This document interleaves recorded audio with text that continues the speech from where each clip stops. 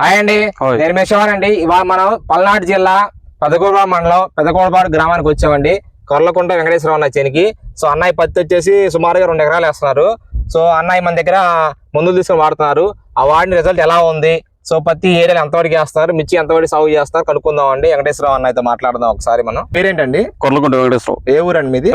పెదకూరుపాడు గ్రామం. మొత్తం ఎంత సాగు చేస్తాను మన పత్తి సాగు? 2 ఎకరాలు. 2 ఎకరాలు పత్తి సాగు చేస్తాం. మిరదోట 4.5 సాగు చేస్తున్నారు. సో పత్తికి ఎన్ని డోసులు అయిపోయి ముందు? 2 డోసులు ముందు వేశారు. ఫస్ట్ డోస్ ఏం వేశారండి?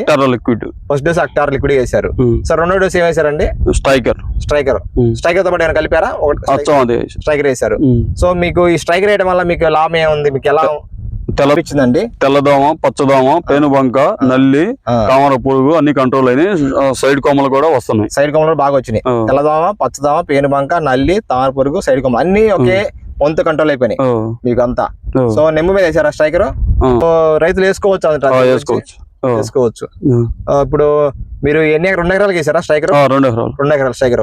కొమ్మలు కూడా బాగా కింద నుంచి వచ్చినాయి. చూపించండి ఒకసారి. మీకు కాప్ సెట్ అయిందా, ఎలా ఉంది గోడ గాని చూసుకోవచ్చు అండి. కింద నుంచి మనకి కొమ్మలు బాగా అధికంగా వస్తాయండి. కాప్ సెట్ అవుతుంది, గోడ కూడా చూసుకోవచ్చు. ఇప్పుడు ఎన్ని రోజులు పంట అనేది? 60 రోజులు. 60 రోజులు సుమారుగా.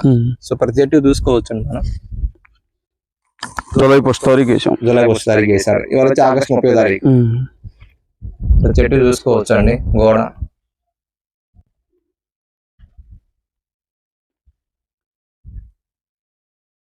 ఎంత పడింది స్ట్రైకర్ మీకు? 8 సో రైతులు అయితే వేసుకోవచ్చు అంటారా? వేసుకోవచ్చు.